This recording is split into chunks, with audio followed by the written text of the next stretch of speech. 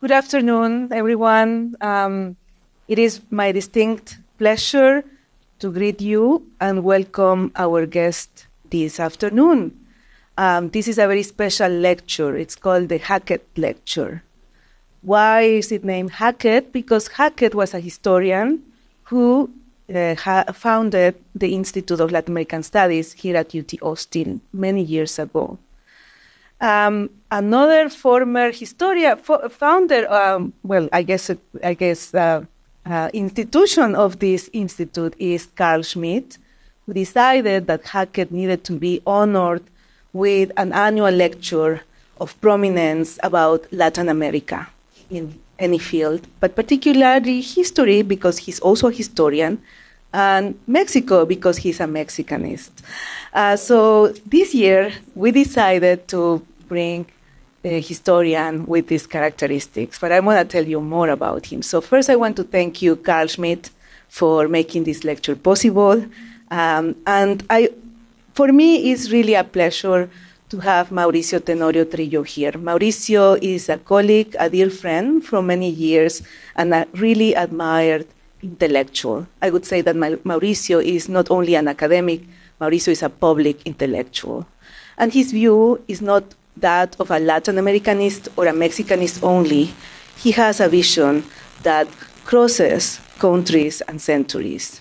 So let me tell you a little bit about him. He is the Gustavus F. and Anne M. Swift? Como Taylor. Taylor Swift. These endowed chairs have very long names. Distinguished Service Professor of History at the University of Chicago. And he's also an affiliated professor at the Centro de Investigación y Docencia Económicas in Mexico. He received a PhD in history from Stanford, and he has more than 15 books and well over 50 papers, many of them with top academic publishers. And he is recognized for his extraordinary range of expertise, as well as his unparalleled originality as a thinker. His first book, Mexico at the World Fairs, Crafting a Modern Nation, set the tone by opening with remarks about how, quote, 1,001 Nights might be seen as a model for historical narrative, given the chaos that the historian is presented with by actuality. I remember when this book came out, how it changed our perception of history, those of us who were in the literary field. This is a book that was read with great pleasure because it had style. And for me, style means a signature, the signature of a historian who opens up a field. Tenorio's succeeding works on the history of cities, languages, and conceptions of history, from I Speak of the City, Mexico City at the turn of the 20th century, to Clio's Laws on History and Language, among many others, have similarly shown a remarkable ability to link the whimsical to the profound, the psychological to the sociological, and intimately particular to the universal. I am sure that we are going to enjoy this talk. I've known Mauricio for so many years, and it's very, very special for me to welcome here at Lila's, where we met many years ago. Thank you.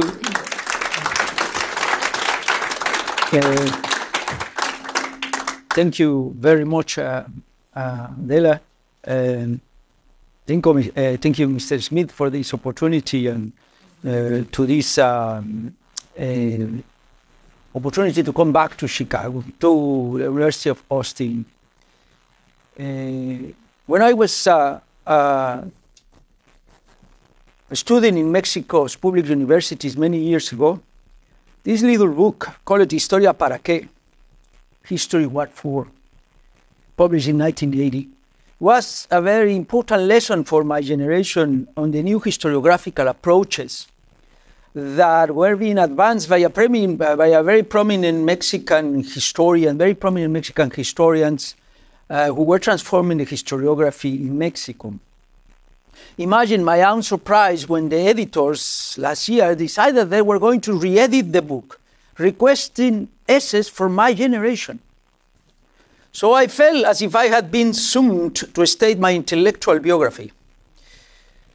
I was scared. But then I realized that unintentionally I've been pondering the various history, what for? ¿Para qué queremos historia? Throughout my career. So what I decided then was to, to write it down like a succinct thesis. And thus I did. And ever since I did, I haven't stopped. I keep writing them and writing them. And now I'm sharing with you some of these theses. Expressing them in English is not easy, as you will see why. So bear with me. But above all, I must say that doing so, expressing these ideas, here at Austin, it feels to me like the completion of a cycle, of a life cycle. For me, UT Austin, in all possible professional and personal senses, made me what I am. Here I'm back at the Benson Library, my Benson Library. Here are my former compañeros y compañeras. And I want to remember some of them, my old friends, librarians like Michael Jerónimos or Carmen or Margo Gutierrez. I also want to remember Adela, our beloved Gordo Fierro, Enrique Fierro, our great friend Ida Vitale. I want to remember my compañeros de vida, Judy Coffin, Willie Forbat, Jim Sidbury, Nicholas Shumway, Neil Foley, Charlie Hay, Neil Campbell, Kevin Kenny, Seth Garfield, Adela. And also, I want to remember my first graduate student, the late Dan Howard, who died some years ago. And my other great students are now colleagues, Pablo Mijangos, Ernesto Capello, Matt Gilner, Bonar Hernandez. All of them, all of these, fueron un impagable regalo de Austin, and I thank very much. And I'm very grateful to be back to speak in front of them, in front of this university. Now, because it is Austin, of course I hesitated. I thought of speaking today of my own recent research about the history of Iberian philology. Of course, it's too boring for you. You don't want to listen about that.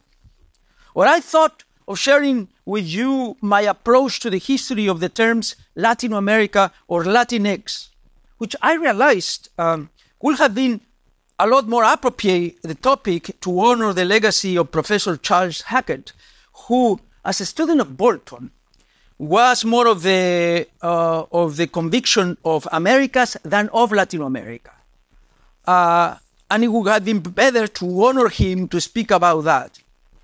But I opted to share with you my views about history, what for, because I feel it's more currently relevant.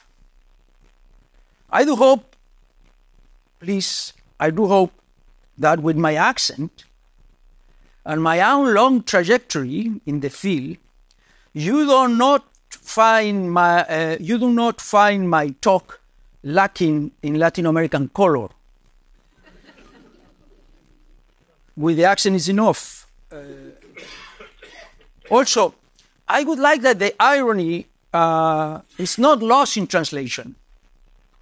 However, I am fully aware of the anormality of my ideas and style in our current times of where we are always theorizing and problematizing. I know I'm not theorizing and problematizing anything. I apologize. Consider my thesis, which I'm going to share with you, simply as a travelogue of a Mexican historian who has fulfilled his duties with rudimentary decorum, and who keeps wondering, ¿para qué la historia? It's all I'm going to do with you. And so these are the theses I want to share with you. The first one is a simple historical law. History, what for? This is a question that has endured for centuries.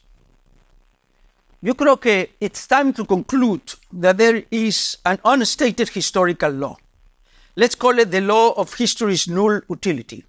No sirve para nada. Which can be expressed as follows. History writing serves to provide the empirical and theoretical conditions for the existence of the unescapable question, why history? Therefore, to ask what for history is to affirm by asking the usefulness of history. For history and memory are without why, and the what for of knowing the past is what we know as history, which is a chaotic flow of recorded what for? What for? Now, the second one, historia para ser o historia para estar. As you know, ser and estar are two Spanish verbs that coexist in the English verb to be. I think that the question, history what for, should escape from questions derived from the ontological demands of ser. Instead, favor those drawn from the instability of estar. You see, the past is a constant and messy process of becoming and unbecoming. Thus, rooting history writing in strong senses of ser, of being American, Mexican, Latino American, French, Black, Latinx, good or bad, is tempting and at times morally necessary. But I believe is self-defeating in the long run. Historias para estar, history is to be, to stay, tame the ontological fierceness of the history's muse, Clio. They forced Clio to deal with specific spaces, characters, and time, and not with essences or semi-essences like Mexicanness or Americanness or Latinness or whatever. Not asking who are we, whatever the we is, but where are we in debating this or that topic, forces the muse of history, Clio, to ponder herself in the mirror, to locate historical perspectives on the map of enduring and changing debates. Thus, history writing becomes simultaneously an estrangement and familiarity. The more Clio sees herself, the more she unlearns herself. If a historian carefully examines the history of his or her own vision, he or she will feel exiled from him or herself. On the other hand, any knowledge of the past implies a disciplined and time-consuming familiarization with the languages, themes, ideas, and uses of the past. So by defamiliarizing personal, national, racial, or political identities, the historian experiences, as it were, the constructive side of his or her own language. That is why I am for histories aloof to strong senses of ser X or ser Y, and closer to the historians inhabiting, equilibrating, surviving the today. Finally, wondering where are we is already to confess certain doubts and misplacement, misgivings, errors. I think that today we historians don't claim to speak the past as it really was, but at times I feel that we with the strong senses of ser, of identities, we do pretend to tell histories as they should have been. So historias para estar grant us an ethical pragmatism, and let us realize, and thus it allows us to see three important conclusions. First, that today, that hoy es siempre todavía, as Machado decía, today is always not quite yet. Second, that we are where we are because of good and evil. And third, that we will become the future's good and evil in ways we don't even recognize as such today. In sum, history what for? To escape from strong senses of ser and thus inhabited a changing and fragile estar. Mejor, estando. Now, more on the question of identity, which, as you know, obsesses historians now. Identity is the why-for of history today. This is not the first time that identity is the central category of historical analysis. Think of 19th century patriotic histories of any country, or think of 1950s views of Mexico as the labyrinth of solitude, Octavio Paz, or the US as the embodiment of the Lockean liberal tradition, Louis Hartz, or Brazil, the Raízes do Brasil, the Sergio Barque de Holanda. These 1950s approaches already included trauma, silencing, empowerment, but in an essentialist way that really we don't like it. As late, identity reemerges precisely to surpass, to go beyond essentialism. I think that when in the late 20th century,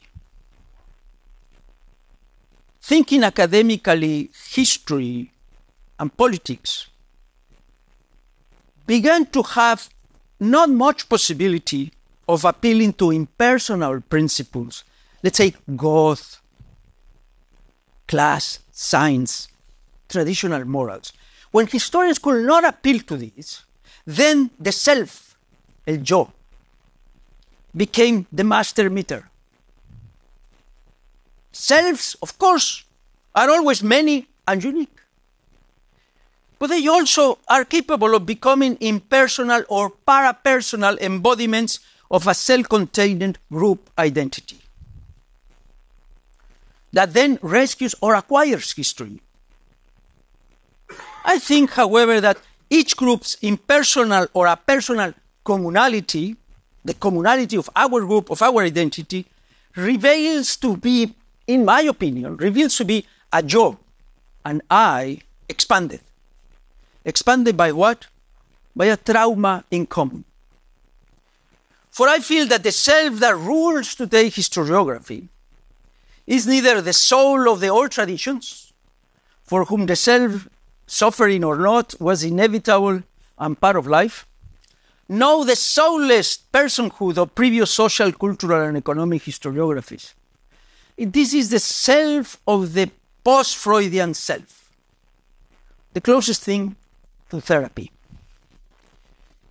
It is believed that acquiring and exercising that self-identity is something liberating and inclusive.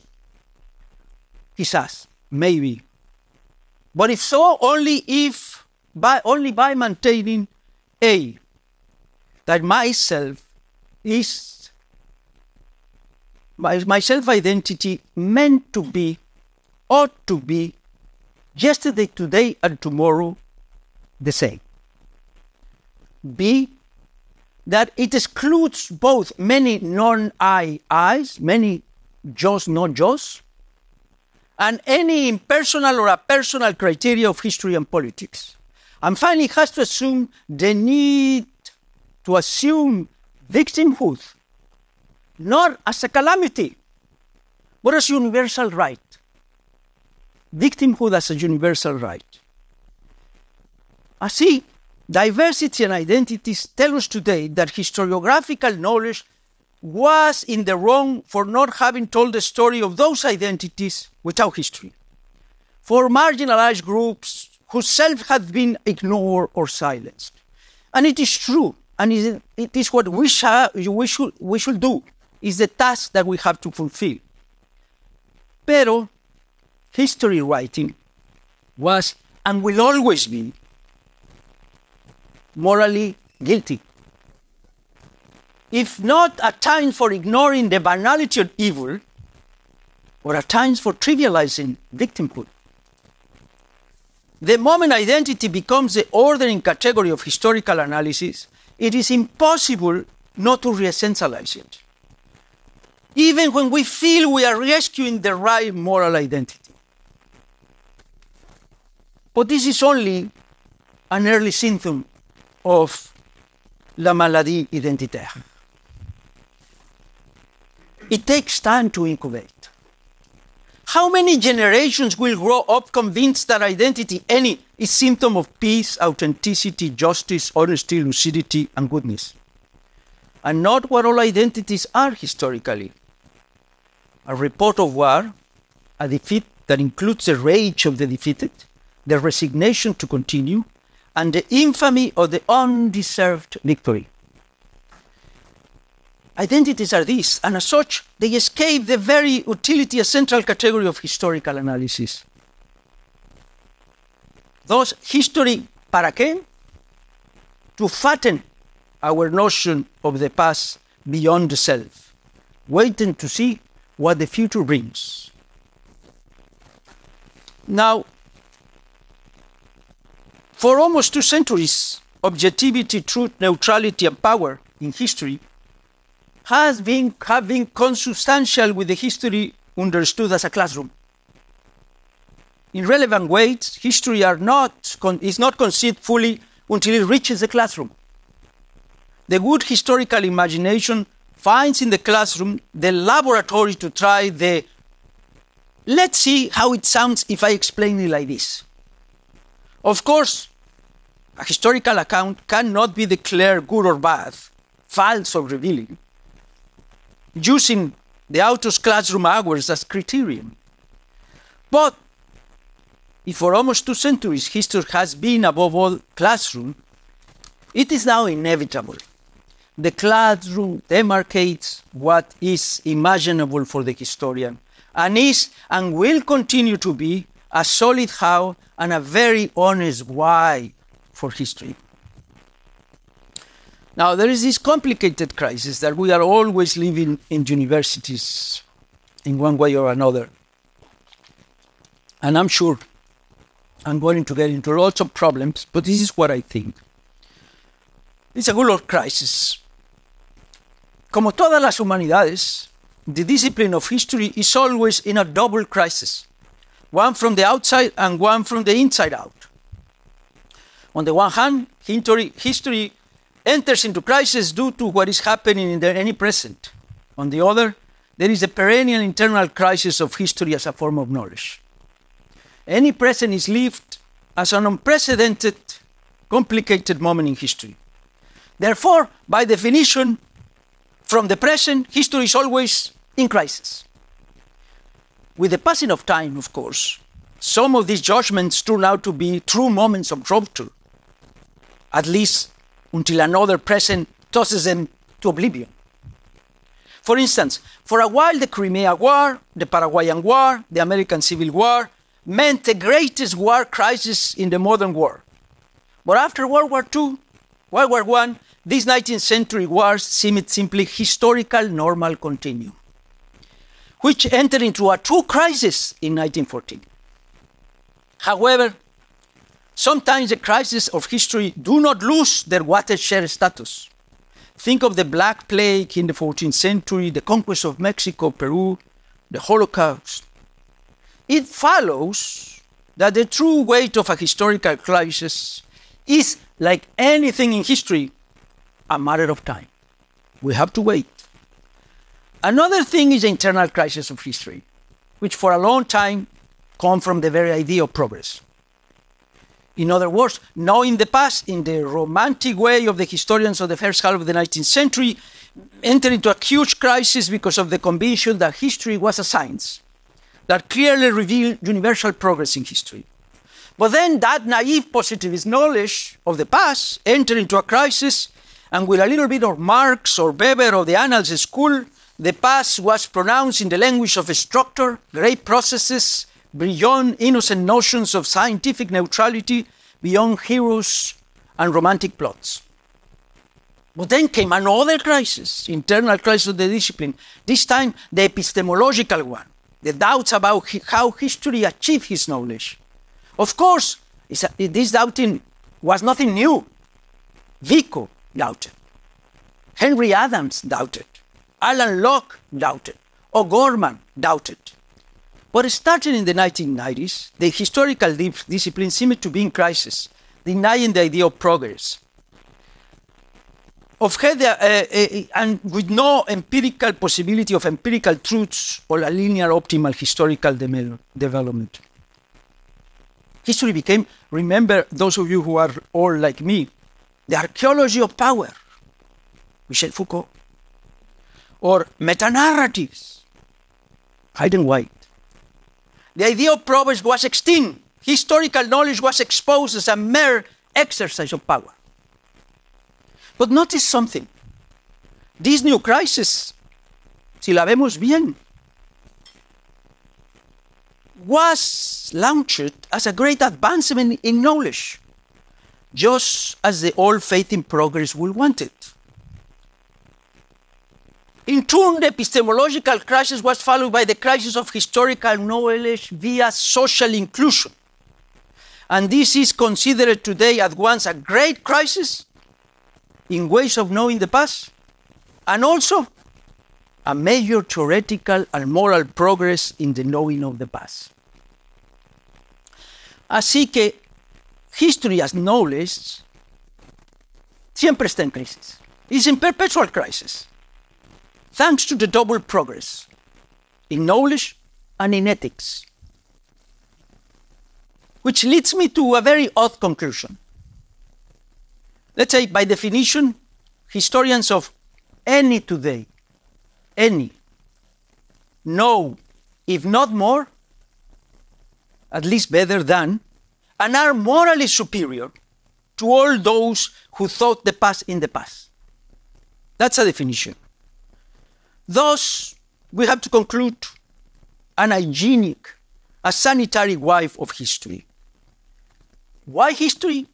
So that today historians stand to their moral superiority vis-a-vis anybody in the past, become the cleaners of the past, mopping all his evilness. That is, once again, history seen as the eternal struggle between good and evil. I'm surprised how much we have progressed. But history, eternal crisis, derives from other humanistic pursuits. The pedagogical pursuit. Remember, we create citizens. The democratic pursuit.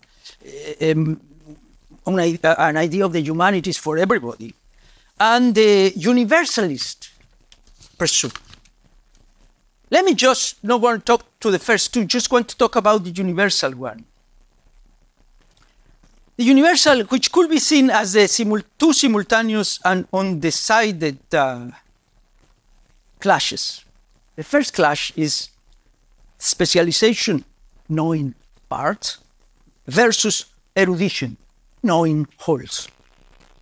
The second clash is a more philosophical one, which is very common to us in academia.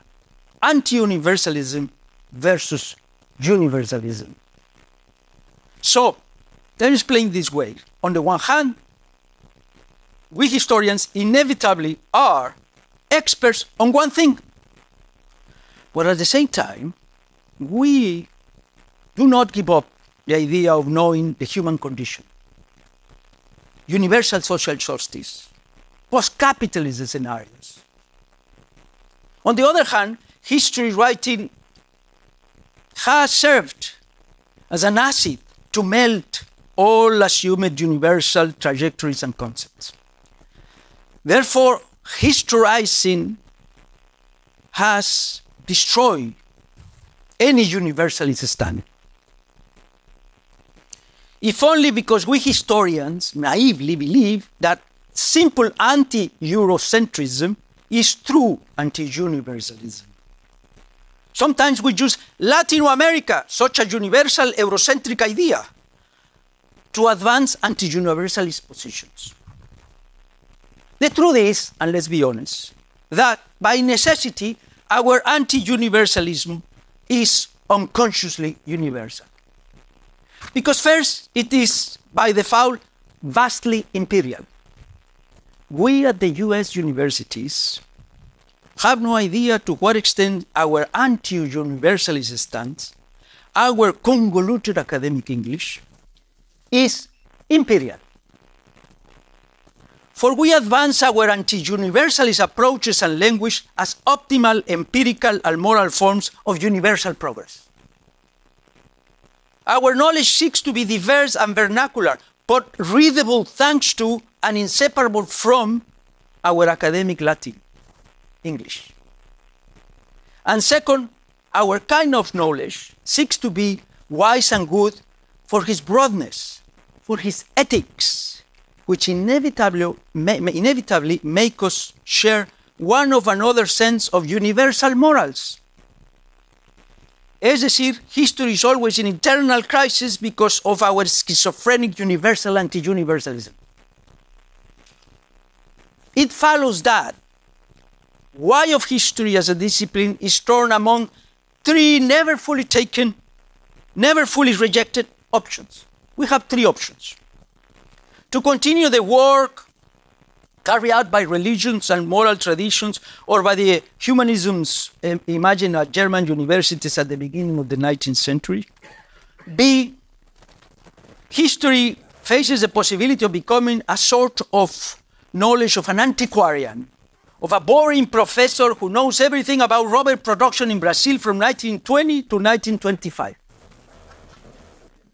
Or C, our academic humanism could become a US-centered imperial anti-universalism that censors and dictates the empirical and moral knowledge of all things human. Our discipline, history, in fact, only keeps the options open. For there is no way out of the crisis. It follows that the crisis is the natural state of any humanistic knowledge. Then why history? To truly become part of such an inevitable and important contradictions through the uncanny ways with which each historian handles them. At worst, the historian works is drowned by the violent and lasting flow of the crisis in humanistic knowledge. At best, the historian work becomes the flow itself, gaining future, which then will tell. Now, El pueblo has been history's clean and plain why for. El pueblo is created, invoked, and embodied with simple, aggressive, Manichaean lessons of history. Us versus them. Now, we've been through this in a tragic way in Argentina, in Brazil, in the United States, in Mexico, everywhere. Let's accept that this is inevitable. The historian finds happiness in idealizing el pueblo, and in turn el pueblo discovers happiness in seeing itself ideally imagined. But what I think is that no populism, no history starts from scratch. Throughout modern history, populisms rise over layers and layers of law between history and el pueblo. That is, I think that for the populist reason, history is not only a matter of imposing an offer, but understanding a demand. There lies its real power. Creating un pueblo implies understanding how history makes large political clienteles feel good. Of course, we must fear when history turns into el pueblo comfort zone. If something can be learned from history, I think, it is that when history becomes the absolute fate, consciousness, and truth of millions, then el pueblo indeed exists, but also wars, xenophobia, and barbarism. Good history, I'm afraid, must escape from the popular. No, must escape not from the popular, but from popularity.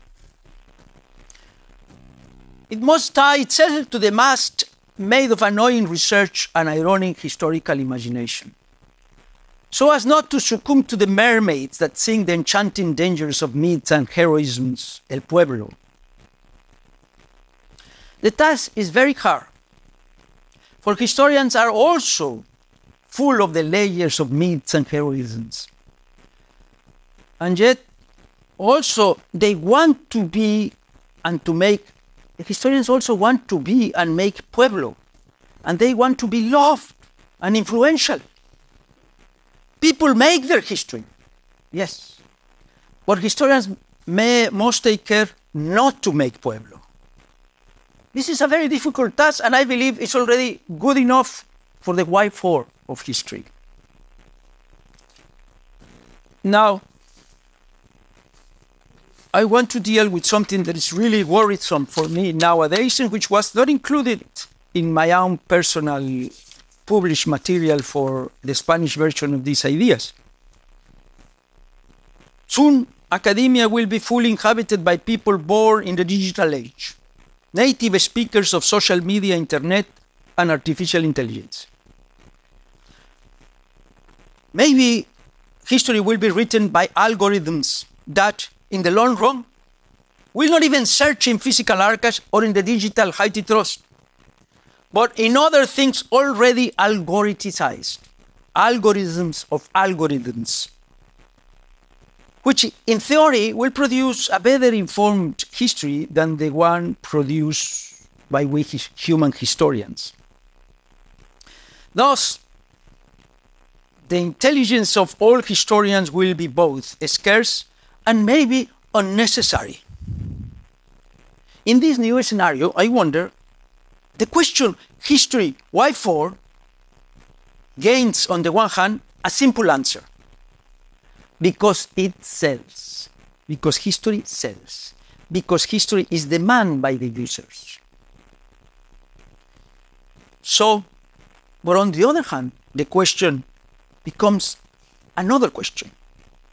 Not why history, but historians, what for? To deal with this problem, let me consider three lasting intellectual, as it were, gravitational forces. Mediocrity, logos, the language, and heterodoxy. So let me say something tremendously awful, but it's a mere impression, but it helps to measure the risk of artificial intelligence for history writing. So here we go, here I go. Don't take offense. I believe that in terms of intelligence, academia has been, in the 19th century or today, the kingdom of dignified, useful, and institutionalized mediocrity. At Harvard or at the University of Sao Paulo. Do not get me wrong. This is not a criticism. It is just the way academic knowledge has modernly worked, producing and reproducing good, competent knowledge. To be sure, in any institution, La UNAM, Austin, or Chicago, in any institution, there are great historians, great thinkers, who go beyond the institutionalized mediocrity. But they have always been few and scarce, and they will remain so. Then, artificial intelligence is a true challenge for the historian trade. For artificial intelligence is very intelligent, especially because it works as a machine to competently say the basics, the average, more or less acceptable things about any subject. And it handles more information than any historian. And it can make a lot more connection, and it can write, if not as loosely and beautifully as the best historians, with equal or better coherence, syntax, spelling, and clarity than any average historian.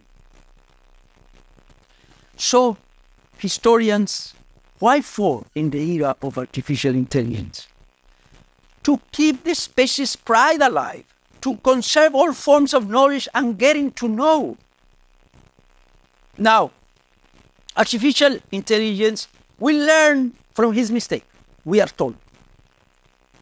But it will not get it right by making a mistake. by articulating the unspeakable in one language or another.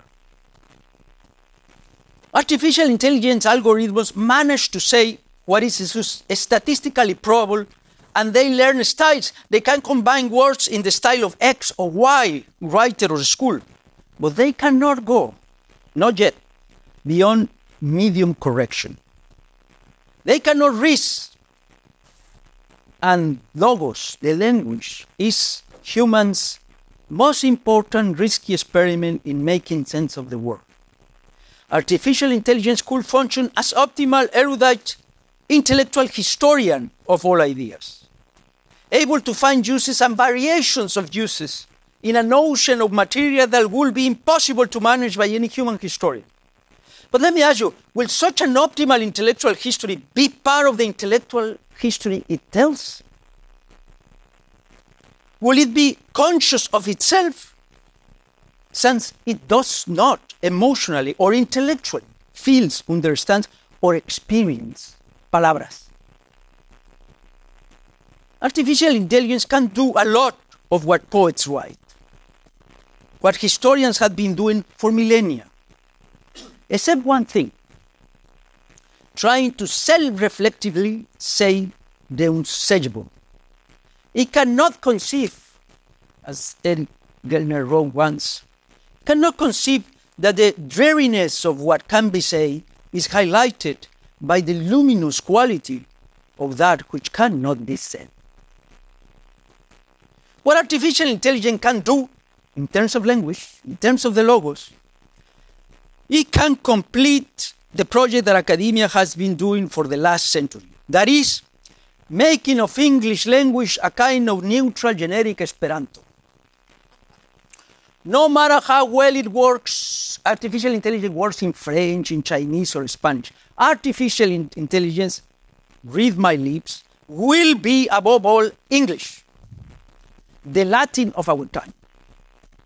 But historical knowledge, I'm afraid, unlike biology or geological knowledge, is still fundamentally produced in local languages. I'm sure there are many German biologists who never wrote a paper in German. There is no historian, German historian, despite how many German English papers he or she had published, that has not published history in German. For me, this constitutes a window of opportunity for those of us who maintain that old and apparently useless custom of writing in the Spanish or Portuguese of the Americas. We will face three temptations. The first, become a historian in English via artificial intelligence. B, work to make artificial intelligence function in Portuguese and Spanish as well as it does in English. 3, to take the risk, very gripping, very dangerous, very tortuous, of writing in Portuguese or English, and in artificial intelligence, te vaya chingue su madre. So, historians, what for? To keep the dense languages possibilities alive. Finally, it is clear that the effects of technological change are radically transforming campus life. Fake news and lies will vastly proliferate with artificial intelligence, but we still trust we can tell the difference. Soon, we will truly know historical facts. And in any way, so far the campus reaction to artificial intelligence, in my own humble view, is that on the one hand, many students and professors are nurturing artificial intelligence and its hopes. On the other, the campus critique to artificial intelligence considers that algorithms are loaded with white supremacism, racial profiling, gender bias, etc., which is in part true. But in the long run, I predict, artificial intelligence will likely expand the campus culture, or whatever follows it. On the campus of Harvard or Google, or Princeton or Hollywood. Because artificial intelligence belongs to the same breeding ground. That is to say, there will be nothing more campus-like morals and up-to-date, changing as campus culture evolves, than artificial intelligence. For example, what is Latinx? I asked ChatGPT, which answers dutifully. Latinx is a gender-neutral term used to refer to people of Latin American descent. It is an alternative term, to the term like Latino or Latina, which are gender-specific. Latinx is intended to be more inclusive and respectful of diverse gender identities within the Latin American community. End of the quote. ChatGPT Dixit. Of course, the answer repeats the Manual of Human Resources Office of Harvard or Google, Princeton or Disney. And that's good. But it also assumes lots of history that for historians seems very dubious empirically and conceptually, but which are dogmas of faith on the Hollywood or the Chicago campus. Things as mythical as the Latino American community, or the Latin continuum among Latinx in the United States, or X in Buenos Aires, Porto Alegre, or San Pedro de Macorís, República Dominicana. However, this type of artificial intelligence responses should calm our fears of hyper-intelligence, racism, and sexism. Yes, but artificial intelligence will also be an inquisition, if there ever was one. In short, for some pessimist computer scientists or philosophers, there is the possibility of extinction of the species via artificial intelligence. The worst scenario, therefore, is really possible. But curiously, the simple thing of heterodoxy, which has been so indispensable to humanity, will become less and less frequent. All ways of writing, researching, and debating history have fed important heterodox thought. Thus, all historians, ¿para qué? Why for? To give heterodoxy a chance.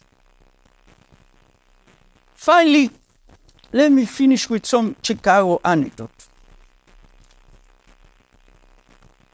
The so what question. Neither the most narrative historian, nor the most theoretical and post this and post that one, ever wonders, should we or shouldn't we tell the stories? Nobody asks that. The stories have to be told. Period. So that is no problem. Storytelling has to exist. So the real Achilles heel of history is not the storytelling, but that ugly, very frequent question I hear in my University of Chicago seminar. When faced with any historical account, that is the following question. You finish your talk and they say, and so what? Sometimes the answer to such a question are morally and politically very simple and robust. The stories that claim to grant voices to the Comanches or to document the racism of housing policies of Chicago in 1930. But many good historical accounts are simply the narrative experience of the past as it might have been. But then the question is dropped like a star. And so what? Meaning, what is history good for? Now, I believe that for the complicated officio vicio, trained and biased of telling stories, this so what question of my university constitutes a love declaration to knowledge, very badly reciprocated, because it expresses excessive love in two fashions. First, love of sublime knowledge, but from concentrate, like the orange juice. Sublime knowledge, but for concentrate. That is, the so what questions. The so what question embodies an excessive love of the kind of eureka-like knowledge. in the style of E equals MC squared, in the style of the crash stover, in the style of I think, therefore I exist. This is a Faustian nostalgia in aphorisms, leads to the growing temptation to turn the complicated entanglements narrated by stories into a few bullet points of a PowerPoint presentation, which in turn profess to have defeated the story's entanglements, the anecdotes, and the literature, with black and white 0-1 explanations. It also expresses an excessive love in a second way. The answers to the so what question, by necessity, because they are asking you in such a rude way, must bring up transcendental themes that allegedly change the world entirely. If a storytelling does not address such a theme, such complicated changing the world themes, then the question, so what, claims victory and the historical narrative is declared useless. For it is assumed that what I claim to know ought to change the current world. In other words, it seems that the historian's world ought to express nostalgia of God, aunque sea jugando a las canicas, of God. Well, I think that telling stories is knowledgeable, is knowledge, period. Thus, for any storytelling, the answer to the so what question is none other than the telling itself. If we strip any story, strip it of his story, what is a fable? What is a fable? A fable or a moral lesson without the story. The knowledge derived from the telling stories has the same capacity to change the world as the knowledge produced by pure physics or pure mathematics. That is, not much. Unlike any form of human knowledge, storytelling changes the world when it transforms the way of imagining. Good stories can, though it's not common, change the world. However, the change in the world potential of stories, suspicions, and intuitions, of the montage of the past through storytelling, all that can be measured, if it's possible, by multiple criteria, none of which can be expressed logically or judiciously in the categorical so what question. It follows that for history, good storytelling is without so what. His so what is the storytelling itself, from which a double answer to the history, what for, can be concluded. To the so what question, the storytelling response we simply are in will see. It is not much to say, but without stories, it is hard to say where we are, and it is hard to see much. And B, the world of history writing is in the delight of telling and reading stories. I always wonder, do we really need a better raison d'être for our modest profession? Thank you very much.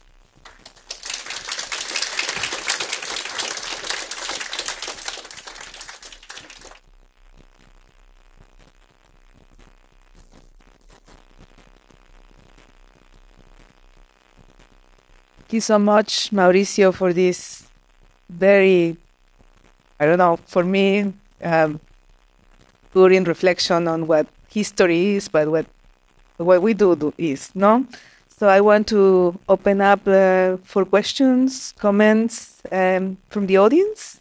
Somebody wants to say something?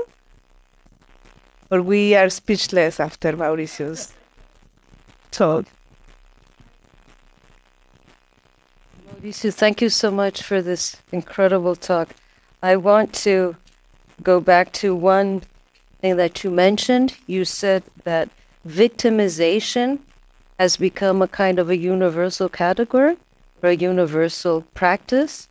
And at the same time, you spoke of the new uses of populism and el pueblo. So I would like to see if you have any connection between this idea of victimization and these forms of populism. That's one question. And the second question, I was very compelled when you said that no hay por qué preguntar por qué hacer historia, porque contar historia es parte de eso, ¿no? Reminded me of Walter Benjamin and the storyteller. And then coming from literature, I say, well, literature tells stories, but it tells, so what is the relation there of fiction in this potency of the story? I've been studying the long history of, I think I have, the long history of the emergence since, what was his name? Philip Reeve, what was the name of the first wife of Susan Sontag? Reeve. Philip Reeve. He started with this, and then Christopher Lasch and the narcissism in this. And at that time, it seemed like a very academic thing that was not. But after the 1980s and where we're living today, I realized that the importance of the self as a category of historical analysis, and which is very interesting and very important. Where I noticed that, especially let's talk, especially for the kind of history I do, which is Mexico, Latin America, or in the non-Anglo-Saxon world, the temptation to make everything identity, self, in racial, emotional, traumatic terms is very big, which has become the way to do it. We cannot apply to God, we cannot apply to structures or Marx's interpretations of this and that, so the self becomes emotion, affect theory, all these things. So the only thing I argue is that I don't know where it's going, and I don't know whether I agree or disagree. Well, I disagree, but I gave up. I just do what my students demand. But I'm not saying that victimhood is good or bad. I just say that it has become a universal right. One thing is to be a victim because something went wrong. One thing is to be a victim because the bad guys did something to you. But the other thing is to assume that you have the right to be a victim. And a competition for such a right. And that is what I'm observing, and I think that it is terrible, not only because academically, but politically and morally we are trivializing victimhood. Because if everybody is a victim, nobody is a victim. I would like the victims to be victims. So that's all. Now, the argument of fiction and history, well, yes, I teach a course on this and that, and the problem, we have a problem academic and a problem outside academia. The first is I have to teach this because I'm afraid in literary departments nobody reads literature anymore. So historians have to teach Borges because nobody teaches Borges in the literary department. They are doing very sophisticated philosophy and art history and I don't know what, but nobody's reading literature anymore. So we have to do in disguise as cultural history, as intellectual history, read Borges or some macho, hopeful, racist guy in the 19th century. Because not in, so there's one problem. And the second is in terms of literature. I was asking my students, and we did a survey, and almost all the recent, the last 10 years of novels and everything are out of fiction. So the self has absorbed literature. And so how do you explain that to read if it's not in the sort of Twitter thing and confession or selfie? How do you explain it? Read a paragraph that has nothing to do with. I have students coming to me and say, if history is not about me, I don't care. And then you say, well, let's discuss something. Do you think that the entire, whether it's good or bad or whatever, do you think that history was born to explain you? No. Okay, no. Okay, if you agree that it's not true, that history was not born to explain you, then you have a problem because you are only a consequence. That's all you have, a consequence. And then they become very nice. A consequence of what? A consequence of everything. So we cannot write you as essence of anything. You are simply a consequence. We will see to what we put the lenses here or the lenses here, but you are simply a consequences. It could be victimhood or not, but you are simply a consequence. You are not the origins of anything. And so it is quite difficult. I have to agree that in my field, in my profession, historian,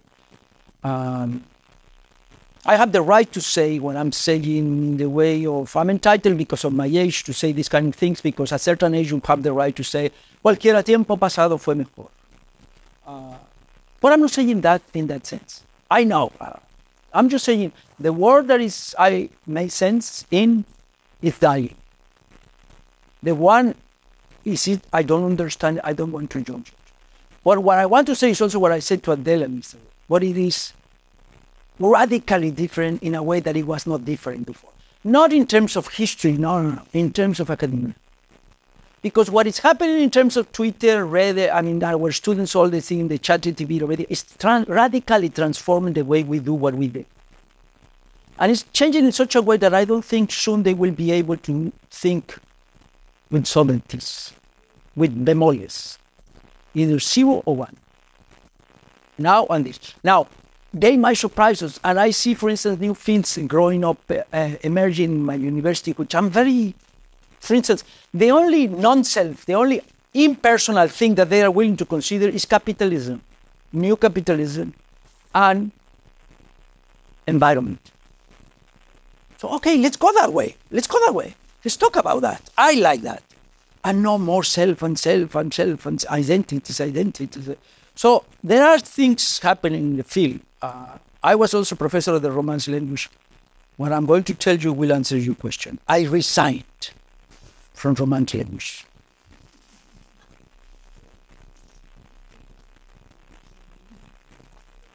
Another question? Omen? Don't be shy. Come on. Enough. Eden. I'm very proud to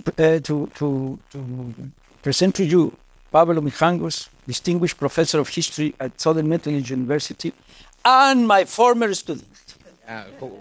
Former and present student. Professor Tenorio, when you mentioned that history has always been obsessed with identity, especially in the last 2 centuries, that obsession has had to do with the nation.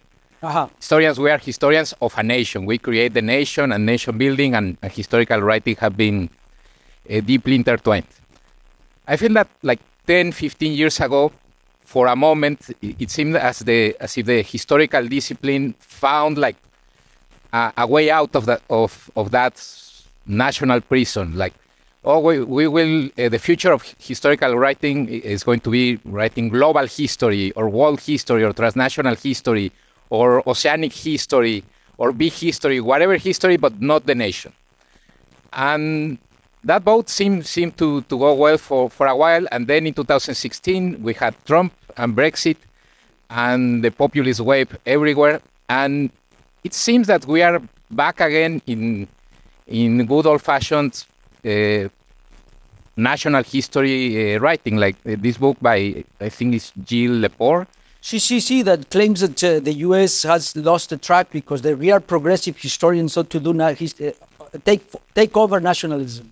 Take over nationalism, write like a good nationalist history or something like that. And my question for you is, what's your take on that? What's your take on the relationship between history and the nation today? The first take on that is that I'm leaving and you are staying. That soon I'll be leaving and you are staying. That's the first question. So I do not have to answer. You have to answer. The second answer to the question is, I was very hopeful. I was young and foolish, and now I'm full of tears. When that transnational and global thing started, I was very hopeful because I was particularly recruited by American historians of the U.S., to say, we want to deparochialize ourselves. And I was very hopeful, and I still am very, very thankful to Tom Bender, to Jean Silbury, to Neely, to many who recruit me to talk. Yes, I think that it's dying as a fashion, but it's not dying as an approach, in the sense that I feel like American history, for instance, more and more feels very uncomfortable, at least in Chicago, with producing monolingual historians of the United States. But they still produce it, but at least now they are ashamed of doing it. Before, they didn't even realize that it was bad. And historians of the U.S. now come to talk to me and want to at least open a little bit this and that. So there is a new kind of standards in which you at least have to open a little bit your eyes. So that is a consequence that I think it will be more lasting than the trend.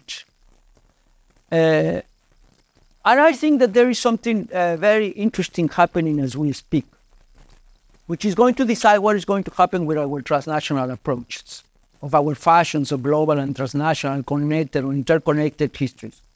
Which I think that in terms of empire, early modern empires, if you think of the work of on Portugal, Spain, England, and France from the 15th century to the 18th century, will be transnational forever. There is no way to do that in just French way or in just it's very Sanchez Subramania kind of thing. You have to do the whole thing. So that's great, historiographically speaking. But something is happening, Pablo, very important in the European Union, in Mexico, in the United States, everywhere, which is migration. The war is collapsing and migration are not going to stop. How are we going to deal with our present in the way we write our past? When it is not a matter of realizing that the independent nation of Mexico is over there, when it's our Turkey, which is keeping the immigrants to come here and we don't give them money. Either you give us money or we do an European Union and see how it works, but it's not going to work. And so the transnational will not be imposed by our fashions. It will be imposed either an extreme nationalism, Brexit, Trump, again, or something will happen. But migration is not going to stop. And that will impose the solution we historians will articulate.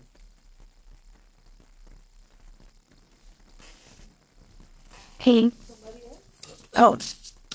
You have a comment? Question?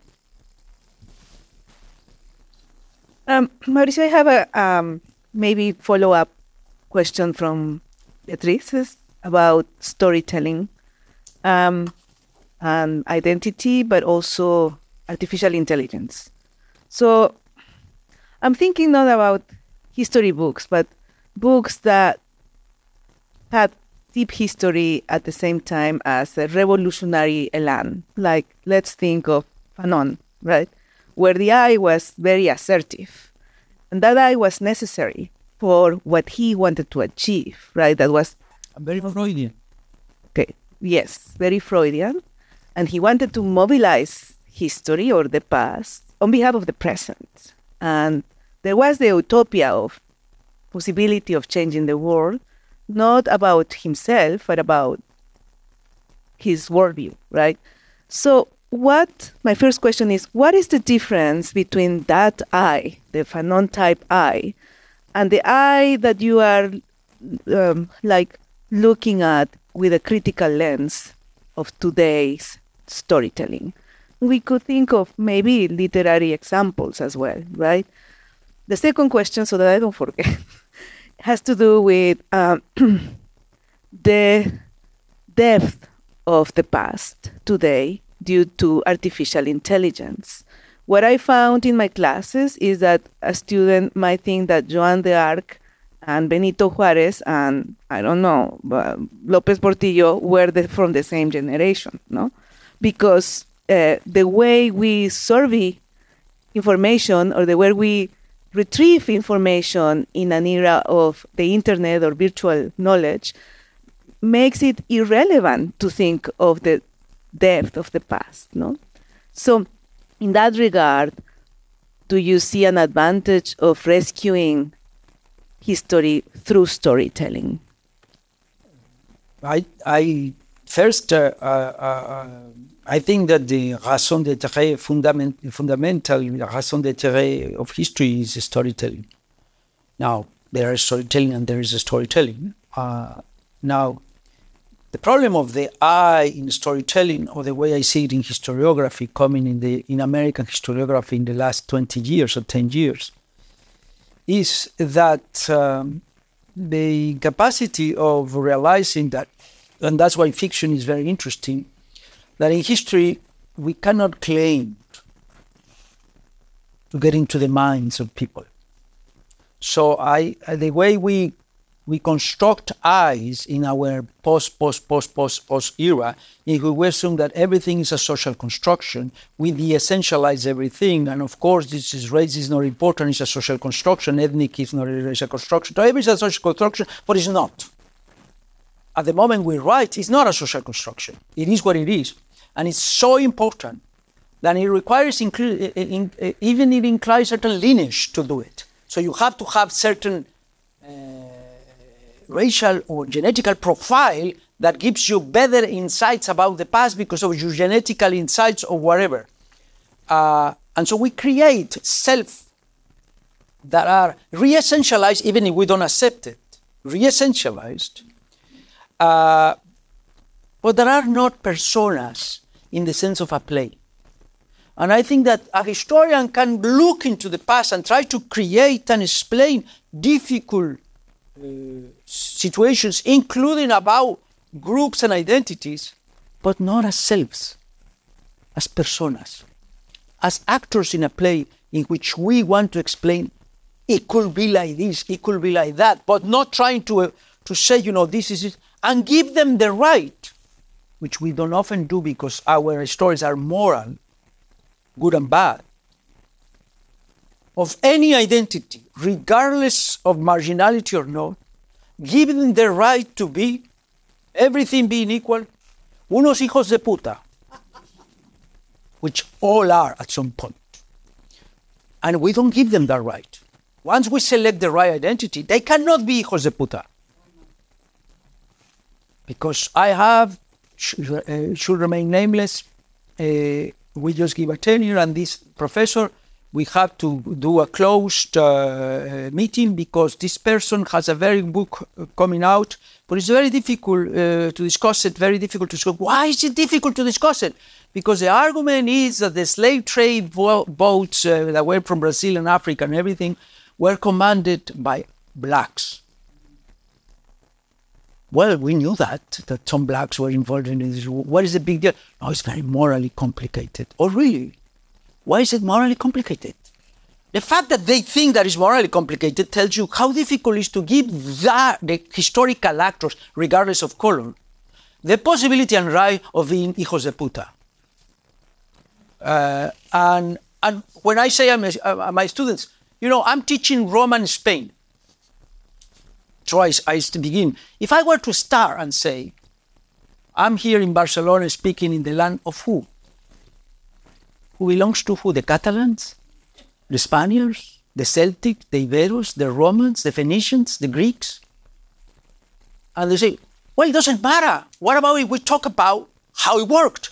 And that's where fiction becomes very interesting. I let my students read 2 stories by Sebald and 1 story by Michon, a French writer, which are about individuals, which in a way, as Sebald, they were empirically true. It includes research and everything, but it's memory after memory over memory over memory, full of facts. So when I have my students, what's the story? Well, the story is this individual, the story is this, but it's not important, it's a nobody.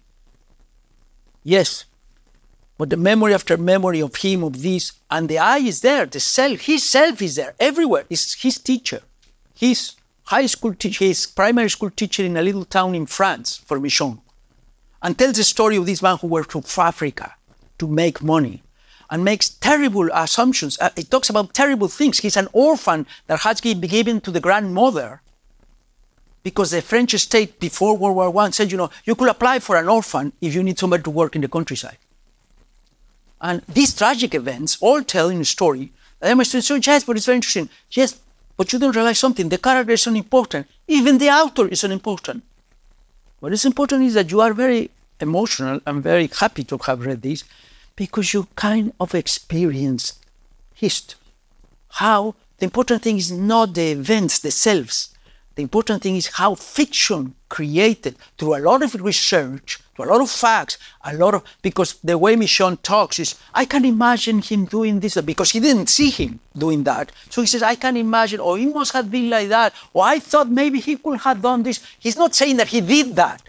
He's imagining. And by imagining, the students say, well, I felt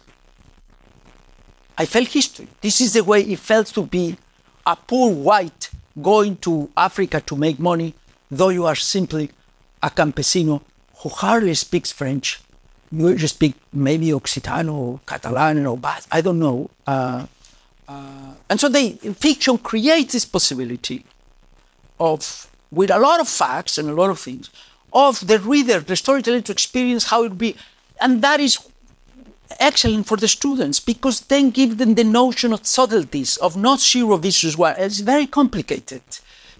Of course you are very sympathetic to this guy, but it's bad too, because he's an orphan that was given, and then he's exploiting blacks, and then the good and bad is always complicated, because if it's well done, there is no perfect good and perfect bad. And so I think fiction works very nicely in this, and I teach my students now, my undergraduate Chicago, and they like it. But what happened is, then they want to go to literature instead of history. And then they apply to the literature department where nobody does literature anymore. Okay, I guess one last question. Somebody? Thank you. I come from from literature, and I want to become a historian, so I think I'm going on the other direction. And thinking about this self-referential possession of literature, I don't think that it stems only from the narcissistic turn in writing, but also in part from the fear of being criticized, of appropriating the other's experience, like cultural appropriation, or the idea that you can only write about the identity that belongs to you. And I wanted to know if that is the case also in history and nowadays, that cultural appropriation is not only frowned upon, but censored. Thank you. This was the first year I always, my exam is, pretend you are either whatever, a peasant or a slave or a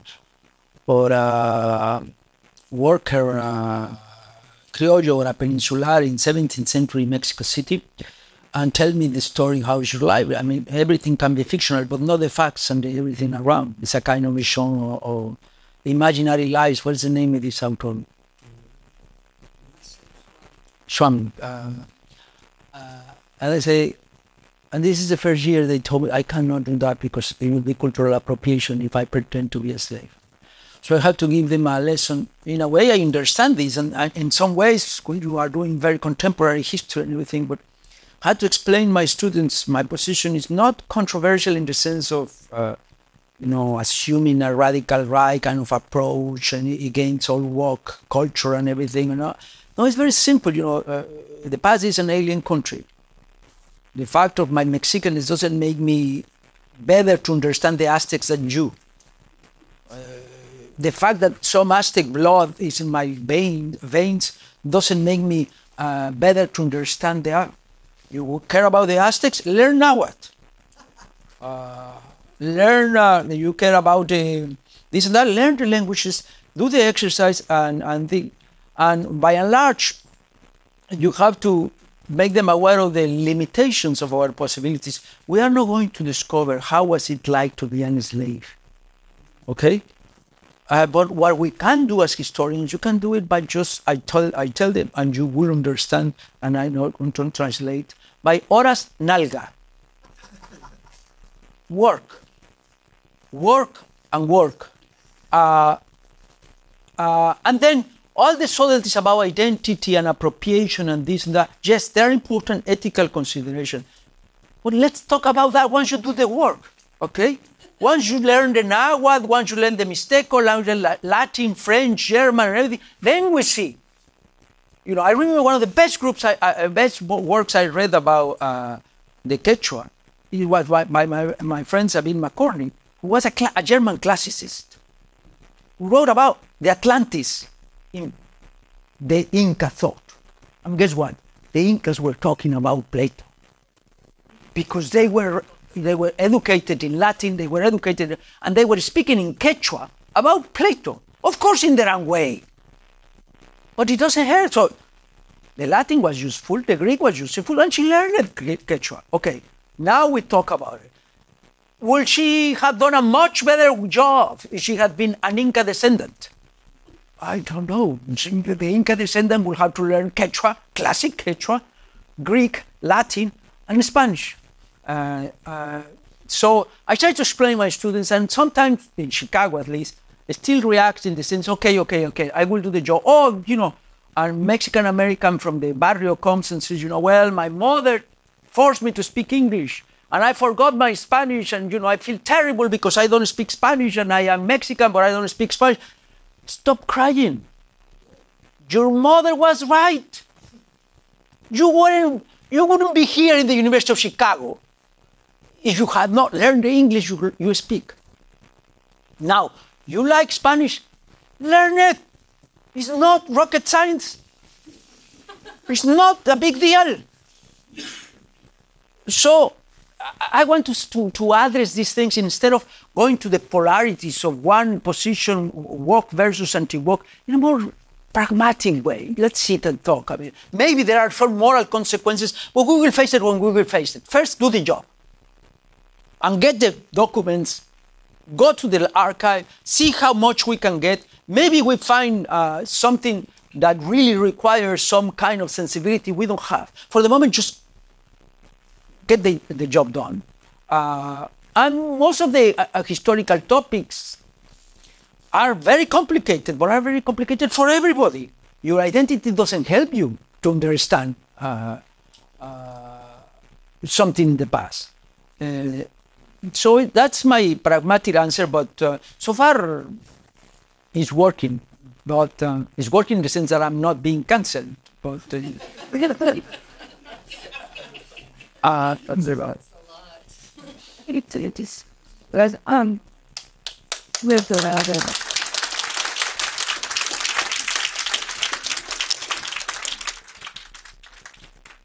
Thank you so much, Mauricio. This was very interesting. Thank you. We can chat informally, no? Want to? May.